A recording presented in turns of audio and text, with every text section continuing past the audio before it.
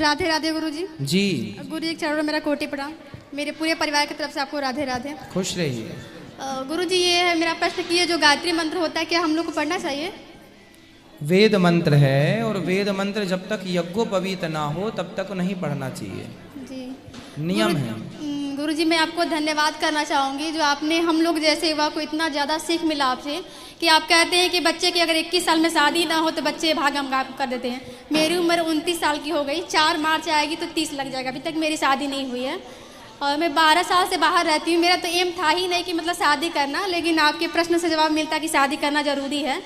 Actually मैंने इतना अपने फ्यूचर में अपने घर ही में देखा है। पति पत्नी में बहस होती है, ये माँ बहन करती है, तो क्या ऐसे पति की भी आरती करनी चाहिए? जो माँ लड़की के माँ को गाली दे वो कौन सा पति हो सकता है? तो ऐसे जिंदगी से बढ़िया का अकेले रहे भगवान का भजन। तो अभी तो आपकी शादी ही नहीं हुई। मैं देखी हूँ गुरु जी ऐसे। अरे देखना तो देखो, बहुत कुछ देखना होता है बेटा। तो समाज में अक्सर तो यही मिलता है। आप कह रहे हैं 1% लोग 90% लोग अच्छे हैं, लेकिन मेरे इधर के लोग कुशीनगर से बिलोंग करती हूँ मैं। मेरे साइड में 90% ऐसे हैं जो पत्नी को एकदम पनिश करते, सजा देते हैं हमेशा। 1% अपने पति से खुश रहते हैं औरतें। तो मुझे मन नहीं होता कि मैं शादी करूँ। तो जिस तरफ के लड़के अच्छे हों, सम्मान करें, उस तरफ वालों से कर लो। वैसा कोई मिलता नहीं है। मैं आपकी कथा से जो भी आप कहते हैं हर एक चीज़ मैं फॉलो करती हूँ। माँ बाप का सेवा करना, अपने से बड़ों की इज्जत करना, जो भी है A to Z मैं अपनी तरफ से पूरी कोशिश करती हूँ कि आप जो भी बताएं मैं उसको फॉलो करूँ। आपको पता है, एक साइंस बता रहा हूँ लड़कियों के लिए, विज्ञान। लगभग लड़कियों में समय से विवाह हो जाने से, यदि लड़की का विवाह समय से हुआ तो समय से विवाह होने से उसका जो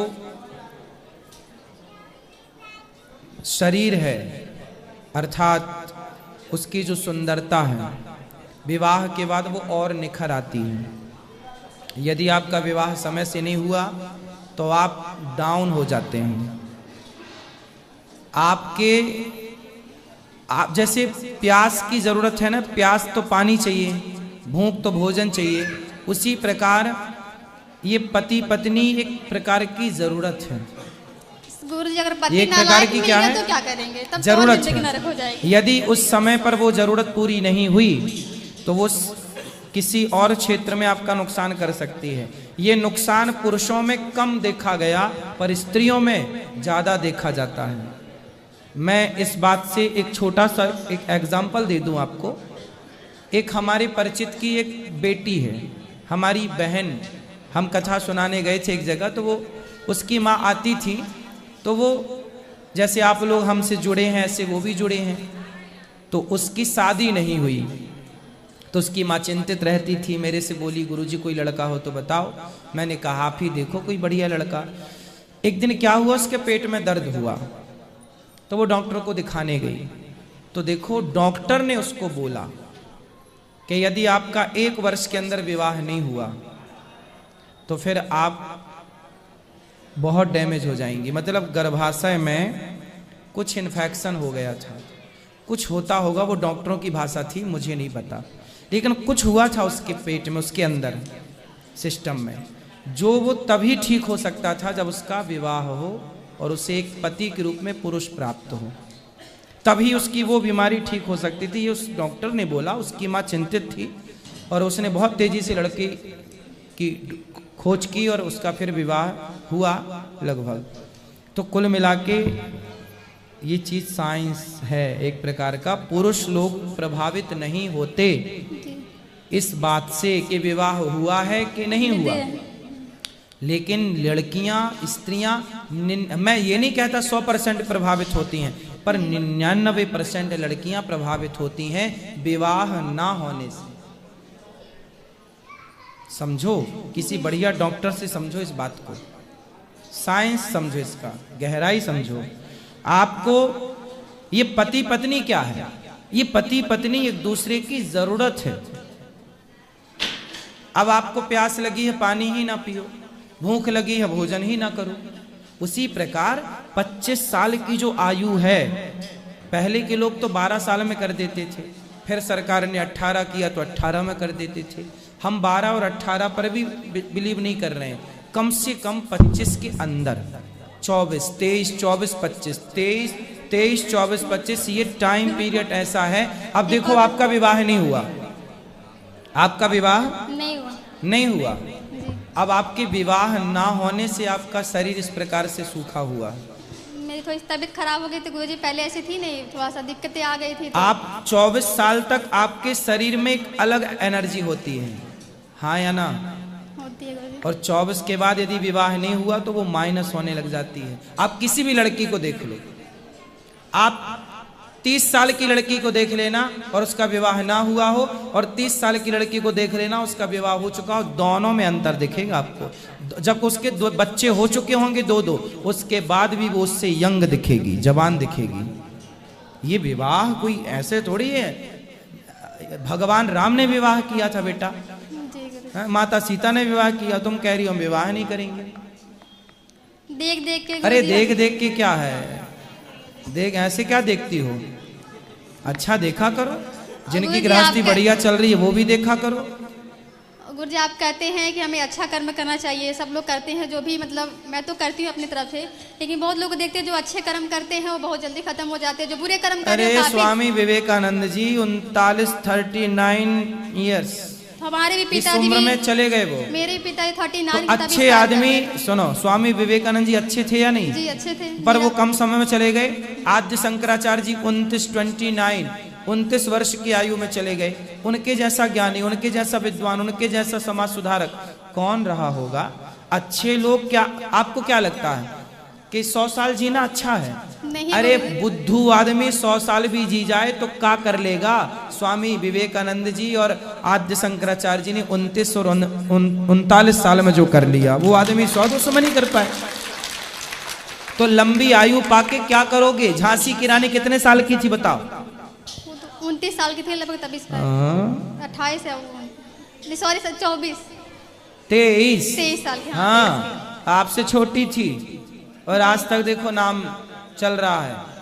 और शादी हो चुकी थी, बच्चा पीठ में बांध के लड़ती थी अंग्रेजों से, फिर खूब लड़ी मर्दानी वो तो। झांसी वाली है। हाँ, तो मेरी बहन झांसी की रानी कम उम्र में चली गई। इसका मतलब क्या है कि जो अच्छा कर्म करता महाराज जी जल्दी क्यों चल? अरे अच्छे लोगों की जरूरत यहाँ भी पड़ती है तो अच्छे लोगों की जरूरत वहां भी पड़ती है। आपको क्या लगता है? आपको क्या लगा? आदमी मरे ही ना। नहीं गुरुजी, हमारे पिताजी बहुत कम अच्छे एज में लोग चले ही गए। जल्दी जाते हैं, अच्छे लोग यहाँ भी काम के वहां भी काम। बुरे लोग बैठे, बुरे लोगों को भगवान बोलते वहीं रहो 100-200 साल तक। क्या करोगे यहाँ के? वहां भी बेड़ा गर्द कर रखा है, यहाँ की क्या करोगे फिर? ठीक है, राधे राधे गुरुजी। हाँ, खुश रहो।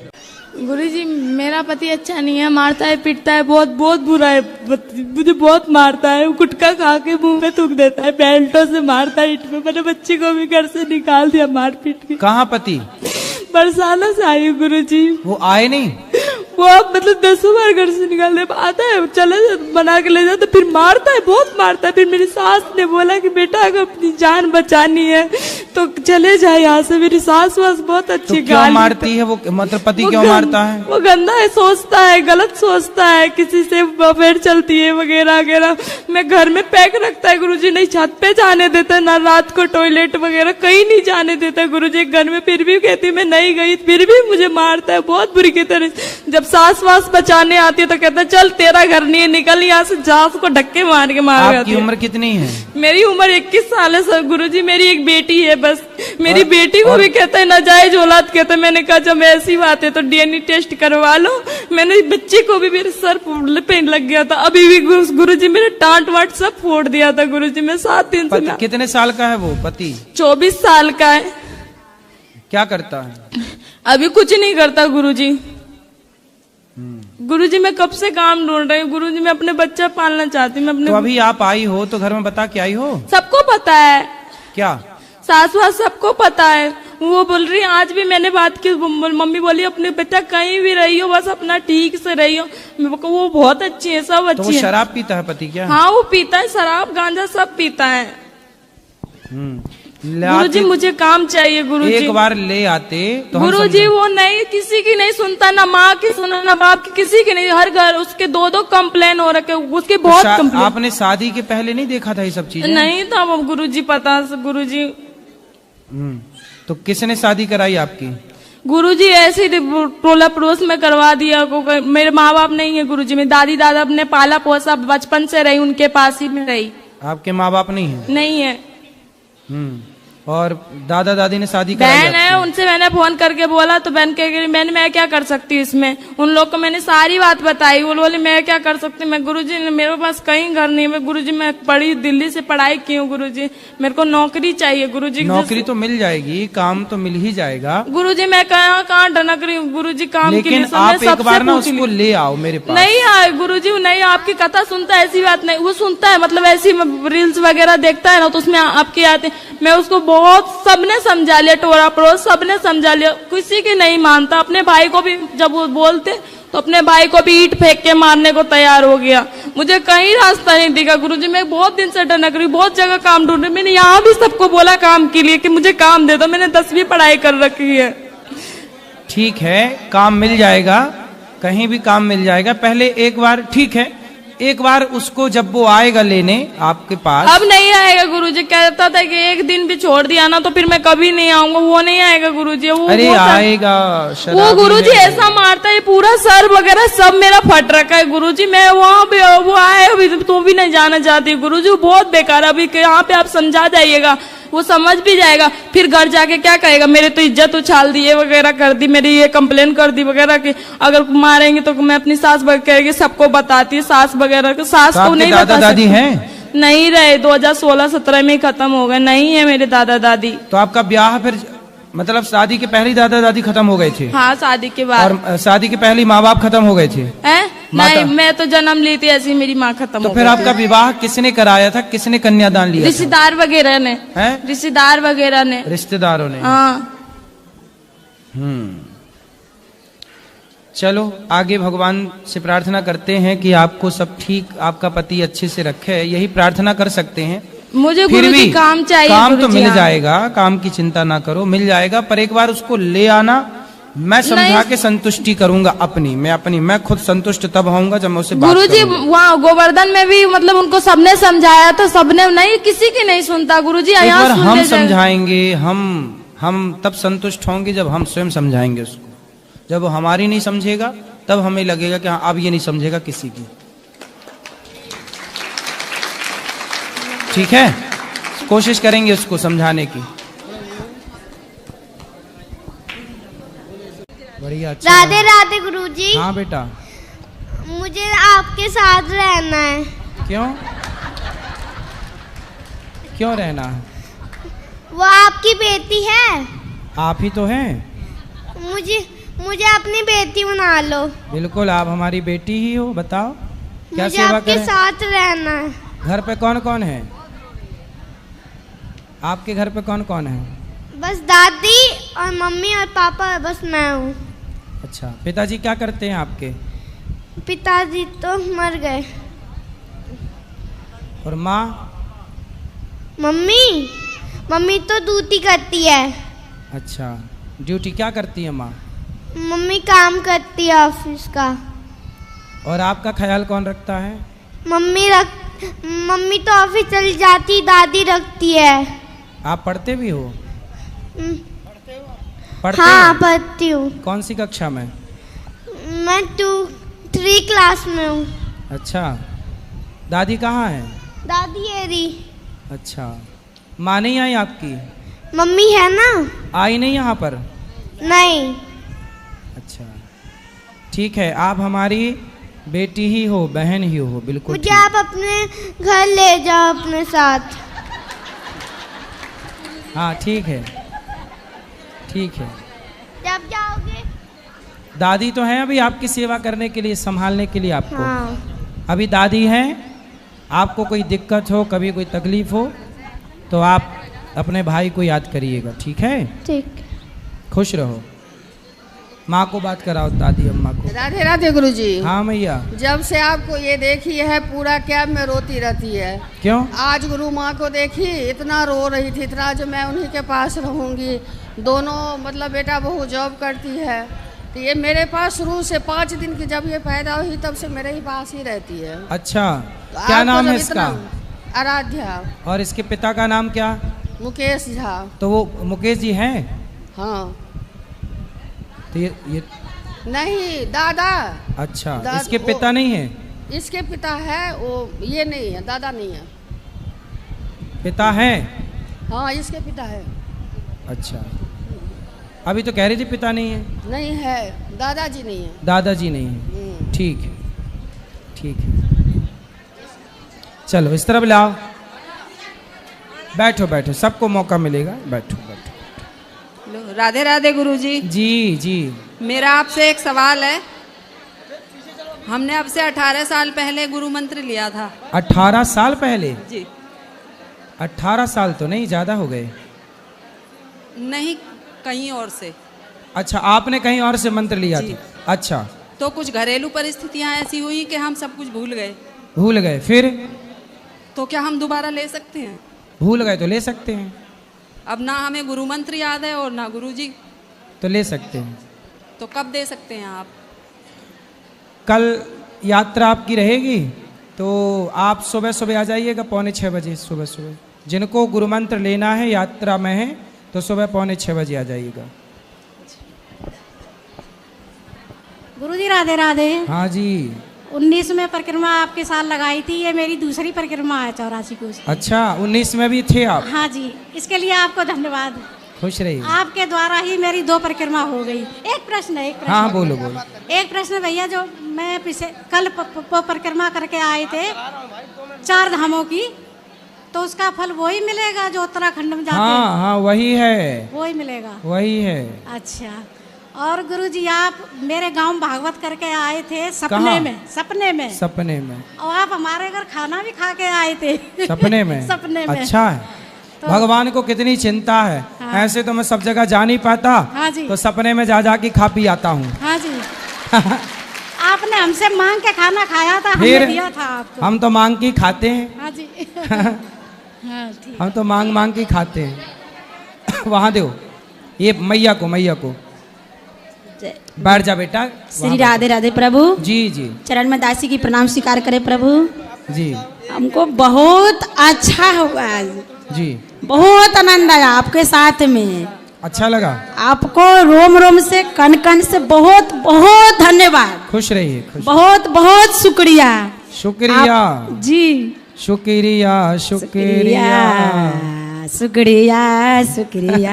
चलो पीछे दो। शुक्रिया शुक्रिया शुक्रिया गुरुजी, आपने शुक्रिया ना बनाया जो भी कुछ तुमने शुक्रिया। दिया। चलो बढ़िया। राधे राधे गुरुजी। हाँ बेटा। हम तो आप परिक्रमा कर लिए, हमें पता नहीं था, तो हम लोग भी कल पैदल यात्रा कर रहे हैं परिक्रमा के लिए। सही, अच्छा तो है, करो।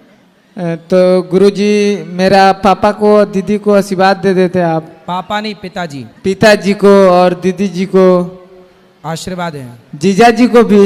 जीजा जी को भी। और हाँ। कितने जीजा? और मेरा एक ही जीजा है। एक जीजा को आशीर्वाद। एक छोटा भाई है, उसको भी दे भाई को दीजिए आशीर्वाद। एक मेरा दोस्त है, उसको, दोस्त को आशीर्वाद। हमको भिखारी कर दीजिए। तुमको भी आशीर्वाद। हाँ ठीक है। तुम्हारे पूरे खानदान को आशीर्वाद, पूरे गांव को आशीर्वाद, पूरे शहर को आशीर्वाद। राधे राधे गुरुजी। हाँ। मेरा एक प्रश्न है, मैं बचपन से देखती आ रही हूँ, जो लोग नियम धर्म कर्म से मन से बहुत भक्ति करते हैं, उनके जीवन में बहुत कष्ट है। सबके जीवन में कष्ट है जो भी भक्ति करते हैं। मैं भी ठाकुर जी को मानती हूँ, उनके इर्द गिर्द ही मेरे विचार रहते हैं, लेकिन इतने नियम मैं नहीं पालन कर सकती। जो थोड़ा होता है वो मैं करती हूँ, लेकिन जो ज़्यादा नियम पालन करते हैं इतना कष्ट में रहते हैं, फिर भी उनके साथ तर ब तर उल्टा होता ही जाता है। तो कहते हैं कि ये सब कर्मों का खेल है, उनके कर्म हैं, जैसे वो कभी कुछ पिछले जन्म में किया होगा, कभी इस जन्म में किया होगा, उनका फल है उनका दुख। लेकिन मेरे को ये समझ नहीं आता कि जब कर्म करके फल लेना है, कर्म करके फल लेना है, तो वो भक्ति का उसमें क्या योगदान है, वही मेरे को। और जब भगवान कहते हैं कि मेरी आप भक्ति करोगे तो मैं हर चीज़ से आपको मुक्त कर दूंगा, आपके लिए जीवन आसान कर दूंगा, तो फिर कर्म का दोष कैसे लगेगा, मुझे वो समझ नहीं आता। वाह, सुंदर प्रश्न है, इसलिए ताली बजाओ। सब बैठो आप लोग। अच्छे प्रश्न पूछने चाहिए ऐसे जैसे इन्होंने पूछा। सब बैठो, पहले अगल बगल की बहनें सब बिठाओ। सुनो, इन्होंने पूछा है कि जब कर्म का ही फल भोगना है तो फिर भक्ति करने की क्या जरूरत है? सिंपल ये है। क्यों? सही है। अर्जुन भक्त थे कि नहीं? माइक ले लो, आगे पीछे की मैया बैठ जाओ। अर्जुन भक्त थे कि नहीं? थे ना। लेकिन अर्जुन को भी 12 वर्ष का वनवास जाना पड़ा। 12 साल तक जंगल में रहना कोई सरल काम तो नहीं है। 1 साल अज्ञातवास, जंगल में रहना, किसी के दास दासी बन के रहना सरल काम तो नहीं है। जबकि अर्जुन जैसा भक्त कौन होगा? फिर भी उन्हें कष्ट उठाना पड़ा। भगवान राम तो स्वयं भगवान थे, 14 साल का कष्ट। माता सीता तो साक्षात लक्ष्मी थी, फिर भी दर दर की ठोकर जंगल में लकड़ियां काट काट के बच्चों का लवकुश का लालन पालन किया। इसी प्रकार अब आप कहते हैं कि जब हम भक्ति करें तो फिर कर्म ही का फल भोगना है, तो भक्ति का अर्थ क्या? बात ऐसी है बेटा कि कर्म तो अपनी जगह है, कर्म तो हमें भोगनी है, हमें भी भोगना है, आपको भी भोगना है। भक्ति सिर्फ इसलिए की जाती है, इसलिए नहीं की जाती कि भगवान हमें पैसे वाला बना दें, भगवान हमें धन धान्य से भर दें, घर में सब कुछ हो। भक्ति का मतलब पैसा पाना नहीं, भगवान से बेटा बेटी मांगना नहीं। अरे भगवान की भक्ति आपको जो देगी, कोई कर्म में इतनी ताकत नहीं है कि आपको वो दे सके। अब उदाहरण से समझो, विभीषण को लंका का राजा बना दिया, क्या विभीषण का कोई ऐसा कर्म उसे राजा बना सकता था? कर्म अच्छे करता था फिर भी लातें खाता था, रावण लात मार के निकालता था, उसके कर्म का भी उसे दंड मिला। पर भगवान की भक्ति जो की, उस भक्ति का भी फल, कर्मों का फल यदि मिलता है तो भक्ति का फल भी मिलता है। थोड़ा सा देर है। विभीषण को भक्ति का फल मिला। उस कोई व्यक्ति ऐसा कितना कर्म करता कि वो लंका का राजा। भगवान कर्मों के फल को नहीं देखते कि तुमने भक्ति हमारी कितनी की। जब भक्त शरण में चला जाता है तो भगवान भूल जाते हैं कि कितना बड़ा पापी और पतित है, उठा करके राज सिंहासन पर बिठा देते हैं। दूसरा सुग्रीव, सुग्रीव भी लातें खाता था भाई की, दर दर की ठोकर खाता था, उठा के बिठा दिया। तो भगवान बेटा, भगवान जो दे सकते हैं कोई नहीं। इसलिए गलती हम लोगों की है कि हम उम्मीद क्या करते हैं, हे भगवान हम तुम्हारे इतने बड़े भक्त हैं, तुमने हमें बेटा भी नहीं दिया। हे भगवान हम तुम्हारे इतने बड़े भक्त हैं, रहने को घर भी नहीं दिया। हे भगवान तुम्हारे हम इतने बड़े भक्त हैं, हमारा पति नहीं सुनता, बेटा नहीं सुनता। भगवान की भक्ति का मतलब ये नहीं कि तुम्हारा बेटा सुने, तुम्हारी बेटी सुने, तुम्हारा घर बन जाए। जो भाग्य, सुदामा ने सारी जिंदगी गरीबी देखी है। क्या सुदामा से बड़े भक्त आप और हम हैं? क्या हो सकते हैं? नहीं। लेकिन सुदामा से ज्यादा हमारी शिकायतें हैं। सुदामा की तो एक भी नहीं थी, सारी जिंदगी भीख मांगकर गुजारा किया, सारी जिंदगी भगवान की भक्ति की और मांगने नहीं गए, 4 मुट्ठी चावल अपनी हैसियत के अनुसार देने गए। जब सारी जिंदगी उन्होंने भक्ति की और फिर भी गरीबी में रहकर शिकायत नहीं की, तब भगवान ने देखा कि भक्त पक्का है। 50 रुपए का घड़ा जो खरीदती हो ना मेरी बहन, उस घड़े को भी कुम्हार हफ्ते भर पकाता है भट्टे में, महीनों तक पकता है वो। कम से कम 10 दिन की आग तो देता होगा, तब जाके वो काले से लाल होता है, माटी पक जाती है तो लाल हो गया। अरे घड़े को भी पकने के लिए आग में उसे डालना पड़ता है। तो भगवान जब अपने भक्त को पकाएंगे तो थोड़ा तो दुखों की आग में तपाएंगे कि देखें कितना कच्चा कितना पक्का।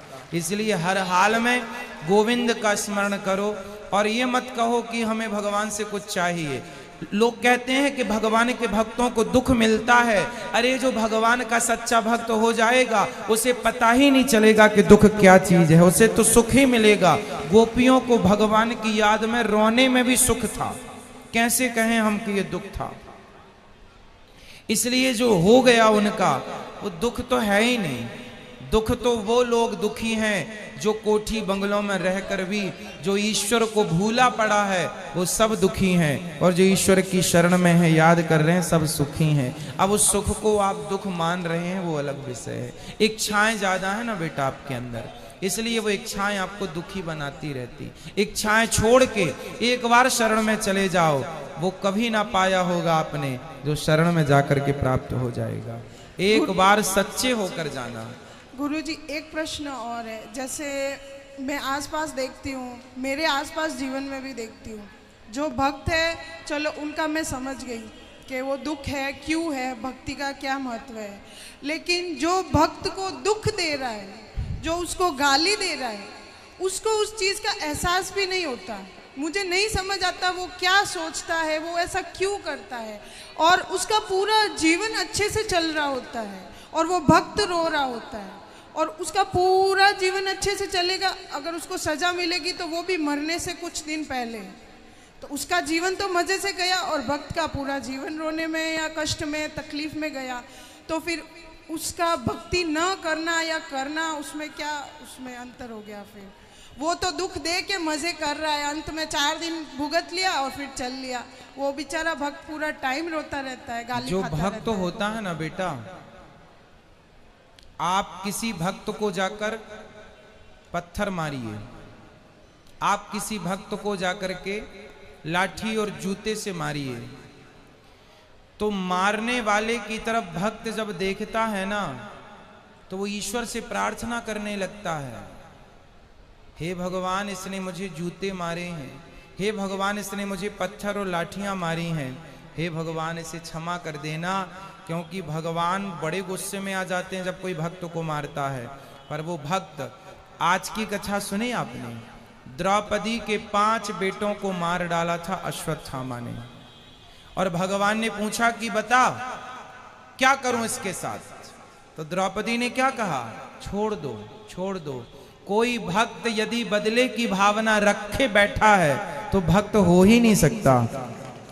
भक्त तो ये चाहता है कि इसने गलती की है पर भगवान इस पर क्षमा करना, और भगवान क्षमा करते नहीं हैं। विभीषण को लाज मारा रावण ने, मारा, लाज मारा भगवान ने, भगवान को, भक्त को।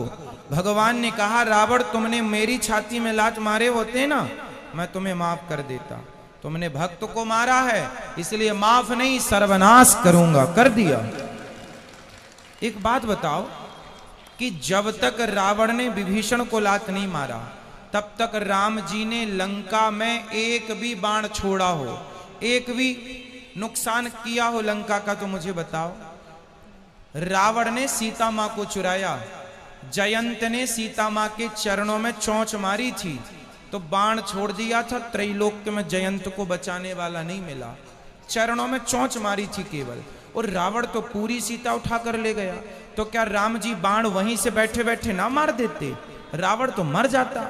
लेकिन नहीं, राम जी ने कहा कि रावण भले मेरी पत्नी का हरण किया हो लेकिन मेरे भक्त को रोटी खिलाता है विभीषण को, इसलिए मैं बाल भी बांका नहीं करूंगा। लेकिन जब उस भक्त को लात मारा तो राम जी ने सर्वनाश कर दिया। भगवान कहते हैं तुम मुझे लात मार दो सह लूंगा, मेरे भक्तों को मारोगे विनाश कर दूंगा। इसलिए मेरी बहन, आप जो कह रही हैं कि भक्तों का अपमान करके लोग मजे से रहते हैं, नहीं, उनको जब मिलेगा ना दंड, भगवान थोड़ा सा देर, God mills grind slow but sure, ईश्वर थोड़ा धीरे चक्की चलाते हैं, पिसता है उनके घर आटा धीरे, पर पिसता जरूर है। हिसाब तो पाई पाई का रखते हैं ना भगवान, जब देंगे ना तो खूब नानी याद आएगी। और आप ये मत सोचो जैसे मैंने, आप भक्त हो, आप भक्त हो और मैंने आज आपको अपमानित किया, आपको मारा मैंने, तो आप तो भक्त हैं, आप तो मेरे से कोई ना कुछ ना कहेंगे और मैं तो मौत से रह रहा हूं। लेकिन मेरे जीवन के आखिरी तक और जो अगला जन्म होगा वो सारे जन्म में इस जन्म का ये दंड भोगना पड़ेगा। कोई अंधा है, कोई लंगड़ा है, कोई बहरा है, क्यों है? किसी जन्म का तो हिसाब चुक रहा है ये। क्यों लोग घिसट घिसट के चल रहे हैं? क्यों चप्पल पाँव में ना पहन के हाथ में पहनना पड़ रहा है? ये आज का ही कर्मदंड थोड़ी है, ये किसी ना किसी जन्म का कर्मदंड ही तो भोग रहा है। तो ईश्वर के घर देर है, अंधेर एक में। प्रश्न और लास्ट, जैसे भगवान कर्म की सजा देते हैं, उसको सजा मिल रही, वो पूरा जीवन सजा ले रहा है, लेकिन उसको ये ज्ञात ही नहीं है कि उसको सजा क्यों मिल रही है और वो गाली दे रहा है, तो उस सजा का क्या फायदा? ज्ञान नहीं हो सकता बेटा, ये तुम्हारे और हमारे हाथ में नहीं है, यही तो ईश्वर के हाथ में है। मिलेगा बस, ये श्योर है, ये कन्फर्म है, बट ये नहीं कन्फर्म है कि आपको किस दंड पाप का। भीष्म पितामह को बाणों की सैया मिली। भीष्म पितामह ने कहा कि मैंने तो कोई पाप नहीं किया, मैंने तो कोई अपराध नहीं किया, मैं तो अपने 20 जन्म पुराना मैं जानता हूं। भगवान ने कहा 20 जन्म तक तो जानते हो, 20 जन्म के पहले 21वां जन्म देख लेते तो मिल जाता। एक सांप को कांटों के ढेर में फेंक दिया था 21 जन्म पहले, उसका दंड आज मिल रहा है भीष्म पितामह को। तो हमारी और आपकी सोच, हमारी और आपकी बुद्धि से ईश्वर का न्याय परे है।